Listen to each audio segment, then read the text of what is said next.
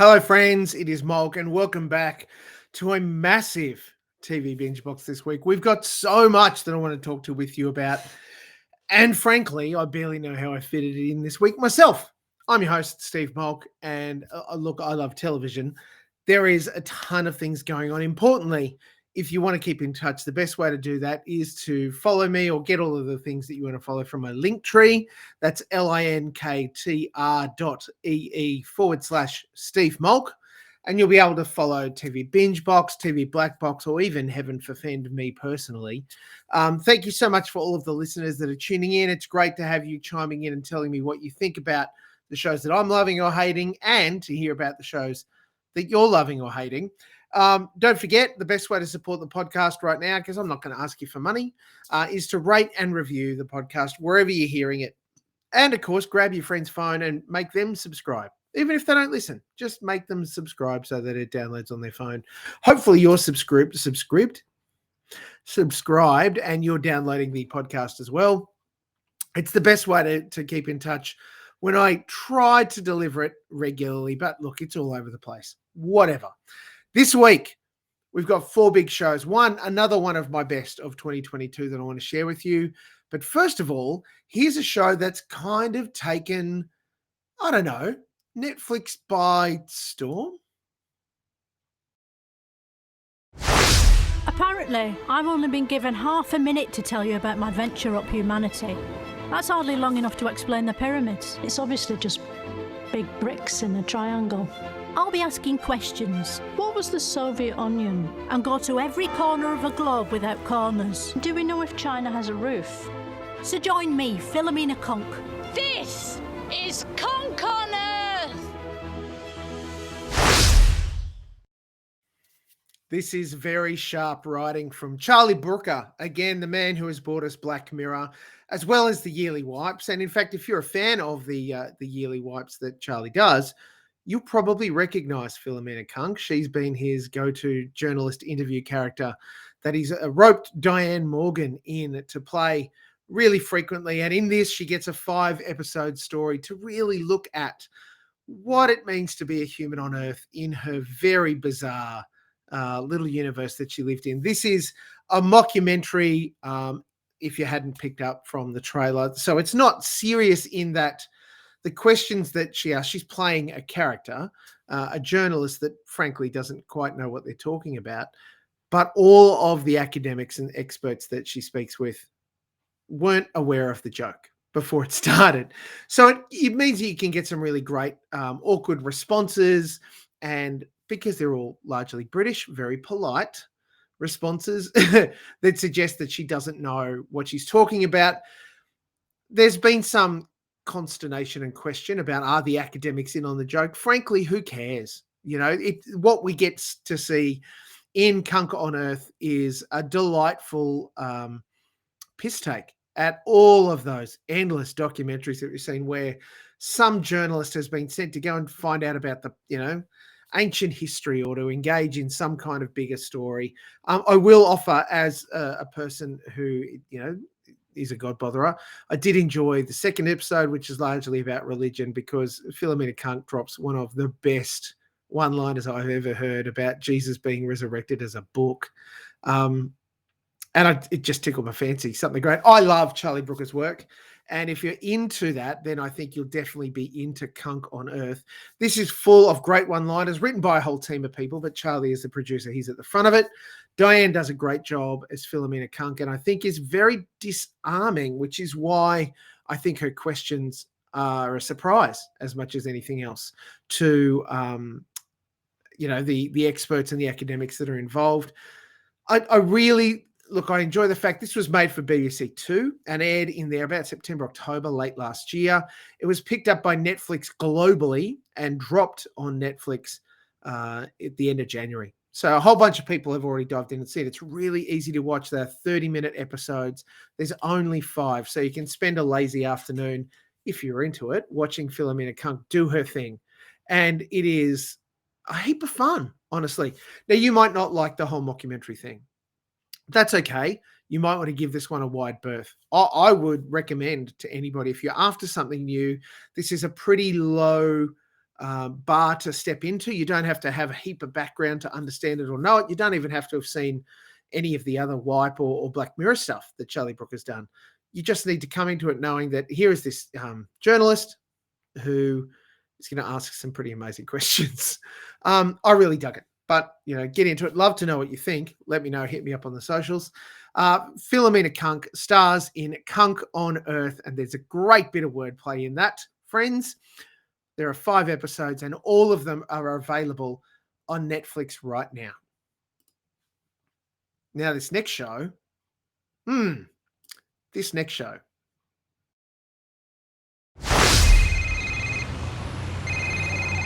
Hello, Party Down Catering. Yes, of course we're open for business. I just need your event info, and I will help you get the party started. This is an important event. No personal business on company. Group photo. Okay, get the whole gang. Weren't we the gang and you were more management? Now it's a Party Down reunion. That's what everyone's dying for. This is a big opportunity. I want high professional service. This is not how I envisioned my 40s. Are you okay? I added some silver for gravitas. I meant your hand. Oh. Remember what we're not gonna rock? Your body? The boat, Henry. The boat. It must be so fun to be back slinging derves with the old gang. No, it sucks. Okay, who's having a good time? Yay or Nay. Let's go! This is no joke. This is catering. Are we having fun yet? You're the beer ad? Looks like that guy. No, it's actually him. Cool. Yeah. See you in 12 years. What's with the card? Why is it weirdly big? No, this. What's Party Down? With an M? Shit.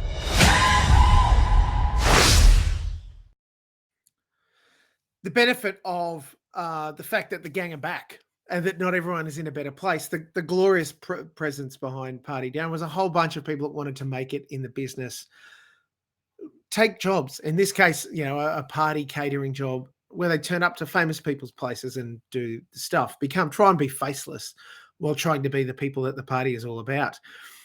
The benefit to them returning, you know, now however many years, 12 years, whatever it is later, is that almost everybody in the cast of Party Down has gone on to be a bigger star, but they're returning to play some variation on the theme of the character they had before. And they also have the pulling power to draw in a whole bunch of other actual big stars, as you might have seen in there. Jennifer Garner's in it. There's a number of other great cameos that pop up. Nick Offerman slides in. There's some really brilliant cameos that pop up in Party Down. And to that end, it's really enjoyable. A whole bunch of the cast return. Ken Marino is back as Ron, who now runs Party Down. He's looking to buy it. He doesn't own it. Henry, who is played by Adam Scott, he's moved on and given up on his dream of stardom. There's Jane Lynch returning, Megan Mullally, Martin Starr as dry as ever as Roman, and Ryan Hansen returns as Kyle. And this is the best part. When we meet Party Down, they are catering for a party that Kyle is throwing to celebrate that he got the lead in a superhero franchise film. That's his big break, right? He's been doing some stuff, but this is the big one that doesn't quite turn out how you would expect. That's Party Down. Look, the first two seasons of this were pretty breakout and full of dark, really kind of direct humor that Hollywood hadn't seen a heap of when it first came out. Since then, we've had lots of copies and iterations and versions and writing in the same vein. And I think the biggest sin of Party Down season 3 is that it's good, but not great. Because I thought when I saw season 1, season 2, they were great. They were just a bit out of the ballpark and left of center. The cast at the time were becoming known, but a whole bunch of unknowns. And just that premise that these are the kinds of jobs you have to help get into the business or survive in between gigs. That meta kind of view on it was really fun. Party Down season 3 kind of succeeds, but doesn't. Now I say that having only seen the first two. There are more episodes to come. I saw them on preview. I'll be watching because I enjoyed the first couple of seasons, and I hope the season 3 improves. As I said, the biggest sin, good but not great, is not how you want to describe a comedy. And you want it to be great. This is not great. But, you know, what do I know? You might really love it. You might think, Mulk, you're wrong. Everybody is so funny. And frankly, some of the development of the characters actually really makes a whole lot of sense and is really funny. Henry, as the, you know, aspiring actor who's given up on all of it to become a teacher, look, life is not great for Adam Scott's Henry, but it's I liked what they did with it. I enjoyed that Constance's development. That's Jane Lynch's character. Enjoying Lydia's development. That's Megan Mullally. And I think that each of those individual arcs and how they move in and out of the Party Down universe provides you with some light to the shade. I just wanted it to be funnier. Please get funnier. Please, Party Down, get funnier. There are 6 eps in this season of Party Down, season 3. And in Australia, they start Friday, the 24th of February on Stand. They will drop weekly. Seasons 1 and season 2 are available right now if you wanted to catch up. And that in itself might be reason enough to watch or reason enough to go, you know, I'm happy with that. Yeah. This next show that we're going to talk about is a big one. Certainly big from Paramount, and one that they've poured a hell of a lot of money into. Please, drop the weapon.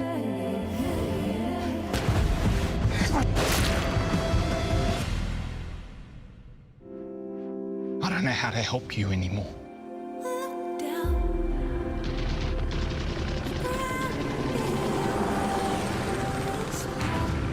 Don't worry. The last thing I ever wanted in the world was for you to help me. Nice to meet you, John. We can't let them forget who runs the street. Don't worry, don't worry. Mr. Ibrahim, you've been described as the king of the cross. We're investigators with the King's Cross Task Force. There is a massive power shift happening. But everyone has their price, right? There's a system operating here. They're after all of us. We're all on the firing line. Go. Me. Been looking for you. There's nothing I won't do to protect my brother. John!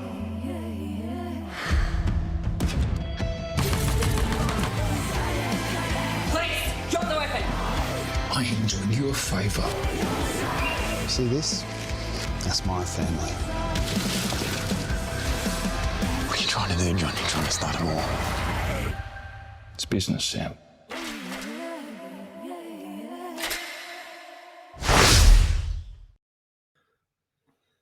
This is the big new series, Australian series that Paramount Plus have dropped, and it is kicking off right now, available on Paramount Plus. Last King of the Cross, and it's really interesting. The opening sort of titles give you this warning that this is basically a fictional story based on the life of real characters. This is not a biopic. A fictional tale based on the life of real people. I mean, that's one way to step around all of the legal minefield that could come out of these stories that we've kind of seen before. Now, for those that are old like me, you'll recognize we've already had a series of Underbelly, The Golden Mile, that was set on King's Cross, featured John Ibrahim, and sort of told some of that tale. Since that time, the central character, John Ibrahim, has written an autobiography, legal to death, I'm sure. And then that is what we've turned into Last King of the Cross, with the caveat that there have been sort of characters made up based on real events, but not actually real events. You know, there's a fictional character, in this case played by Tim Roth, Ezra Shipman, who is a bit of a mix of other real life characters that may or may not have existed. I almost feel like I need to put a massive alleged over this whole review just to cover my legal, but meh. This is one of the first coming out of Helium Pictures, which is the new production company for Mark Fennessy, who used to run Endemol Shine here in Australia. And he's got a great pedigree when it comes to developing and delivering content. And I'm going to say to you that Last King of the Cross looks amazing. They built, at no small cost, a set out in Western Sydney in the shadow of a waterslide park, as it turns out, to reproduce the main stretch of King's Cross so that they could film what they want when they want it. Makes complete sense. That's a very expensive way to make television.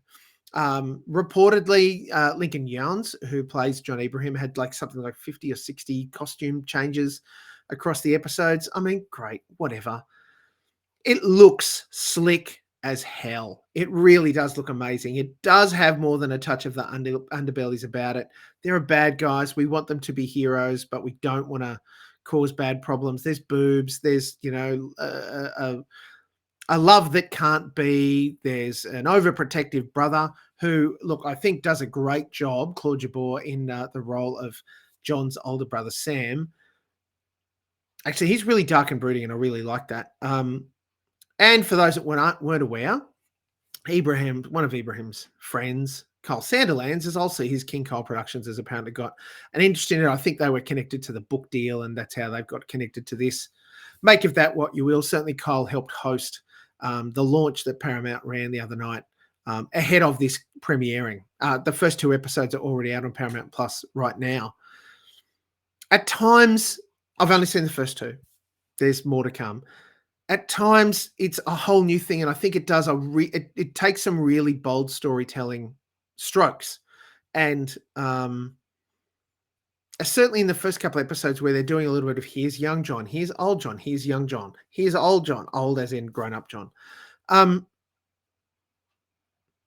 little bit too jumpy, a little bit too back and forth. We do get a real history into where the Ibrahim family came from and how where they came from to land into Sydney and be a part of that. And that's not a bad thing. I mean, Australia is built on immigration, acknowledging the pain that caused our First Nations people, but certainly we have grown out of welcoming people from across the world to try and find a better life here. Not all of them have gone on to do great things because of good reasons. Some of them have found ways to make money, maybe a little bit shadily, allegedly.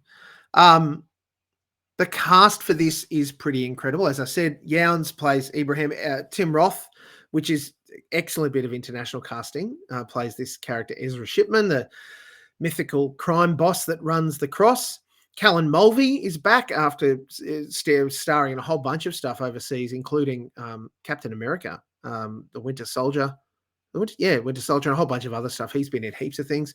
Jabbour, as I mentioned. Tess Haubrich is in it. She does a great job. The one that stands out for mine is Matt Nable, who is an excellent Aussie actor, former NRL player, who I think the strength of Nable is that he offers a real nuanced performance, whether he's the bad guy or he's the good guy or he's the conflicted guy. What you get out of Nable is a rock solid performance every time, and one that allows you to find points of empathy, ways to connect into the story that maybe you won't get from other performances. And certainly I think, and this is a not so great, but a passable moment for Last King of the Cross, Nable is the hired gun. He's the heavy for Tim Roth's character. So he narrates it and he tells some of that bigger story, at least early on. And he can be menacing and he can be gentle and he can be dismissive and he can be empathetic. He does a great job. The problem is that you don't get that out of Younes. We get almost a one-note performance from him. And that's not unhelpful when your central character feels very two-dimensional, and they don't really pop out of the screen. That's unhelpful. That said, it's easy to watch. It's super easy to watch. You just sit back and tune in and let kind of the good guy, bad guy stuff wash over you. Whether it's the corrupt cops, whether it's, King's Cross of the 80s, dutifully recreated, cars and all, the garish lights, the people looking for whatever kind of fun that they want to find themselves in on the Cross. I I recommend to you Last King of the Cross on Paramount Plus. I would say it's worth watching because it tells an interesting story, and it broadly, as I said, looks flopping great. It doesn't stand up to criticism easily, though. It just seems to kind of fall apart when you look at it and pick at the edges. That said, it's also Australian production, and I absolutely want to support that because there's a lot of Australians that have been involved to help make this happen and to get it across the line and to make it show what we can do. And this definitely does that. I think that Paramount Plus, as they get to shop this around globally, and I believe there's deals already in place into some other markets overseas, will show that as Aussies in the TV industry, we bat well above our weight. We make things look incredible. We can tell incredible stories. And so to that end, Last King of the Cross is great TV, and we should encourage it. There are 10 episodes in Last King of the Cross. As I said, the first 2 have already dropped on Paramount Plus, and it will be a weekly drop for the next 8 weeks. Tune in, check it out. Paramount Plus giving us Last King of the Cross, the fictional autobiographical story of John Ibrahim, whatever that means. I wanted to round out today's podcast with another one of my best of 2022. And goodness gracious, if you haven't seen it, go see it now.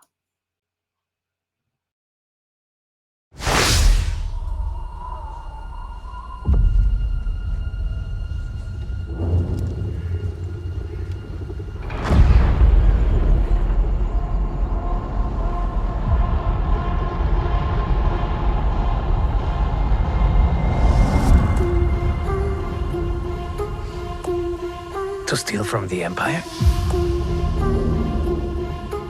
To just walk in like you belong? They're so proud of themselves.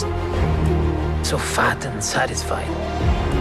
They can't imagine that someone like me would ever get inside their house. Cassian Andor. The Empire is choking us so slowly. We're starting not to notice. What I'm asking is this.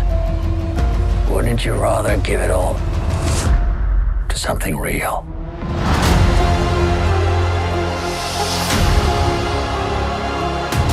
I need all the heroes I can get. For the greater good. Call it what you will. Let's call it war. There's fermenting out there, son. Pockets of fermenting. You're in my net. Are you a fish? Or are you a thief? You're slipping. I'm not slipping. I've just been hiding for too long.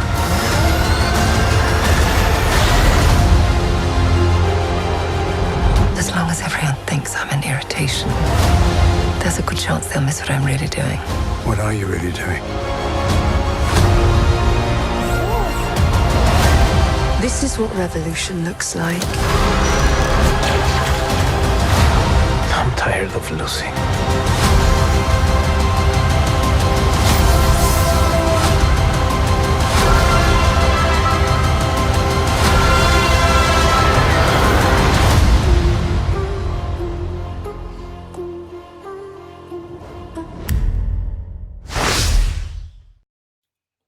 Wow.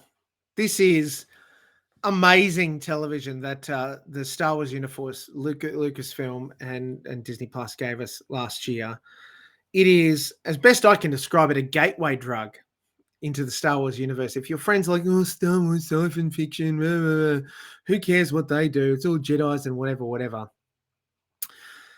Just get them to watch the first episode.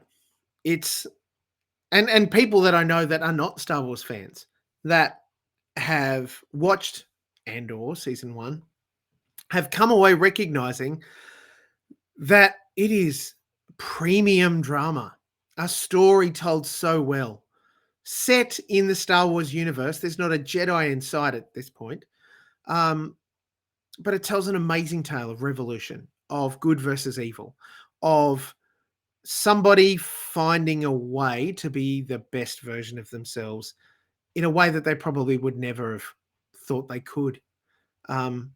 This is what happens when you give stories from the Star Wars universe to people who can tell incredibly good stories, really talented people.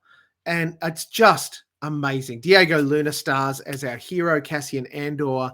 He's joined by Stellan Skarsgård, Genevieve O'Reilly, who is an absolute ripper as Mon Mothma, a member of the Galactic Senate, the Imperial Senate, before the time of Star Wars. So the bad guys haven't totally taken over yet, but they are taking over. It also stars Fiona Shaw as Marva, Cassian's adoptive mum, to help kind of if you care about. So this story is set 5 years before the events of Rogue One, the Star Wars film that came out in 2016, and just before, so 5 years before, and therefore just before the very first Star Wars film, A New Hope, 1977, where we meet Luke Skywalker and all the rest of it. This is the prequel stuff to that gives us a great understanding of how the rebellion came to be, as much as why the rebellion came to be. It follows an ensemble cast of characters during that time as the Rebel Alliance is really just getting its legs together. It hasn't actually even become an alliance. It's just groups of rebels doing different things and a way that they can sort of, you see glimpses of how they can come together.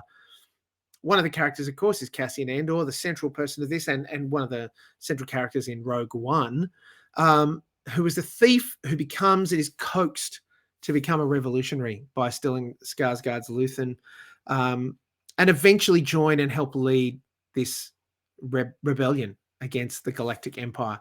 It is gobsmacking just how good the drama is. And if your concern is, but all I'm going to see is bad things and and using the Force Luke and stuff, it's, of course there are dribbles. Of course there's stuff that we see that is all about Star Wars. It's set in the Star Wars universe, but they're not the narrative plot points. They're the things that are just like, well, of course, a ship will fly by that is a TIE fighter because that's just what you expect in this universe. It's accepted. It is not necessarily explained because it doesn't have to be. And so it just happens. And the reality of these people living their life and engaging in what is an incredible tale. Now, the really smart thing from Disney and from Lucasfilm, Star Wars Andor is going to be only 2 seasons. This first season is 12 episodes. It's already out, available in full on Disney+. The second season is coming in 2024, and that's it. Those 12 episodes, done. It'll be 24 episodes in total. They haven't tried to overblow and go, oh, but we need an 11-series arc. No. It'll just be 2 seasons because it then tails neatly into what we see from Rogue One and ultimately set up A New Hope. Why does the rebellion exist? What does it mean to be rebels?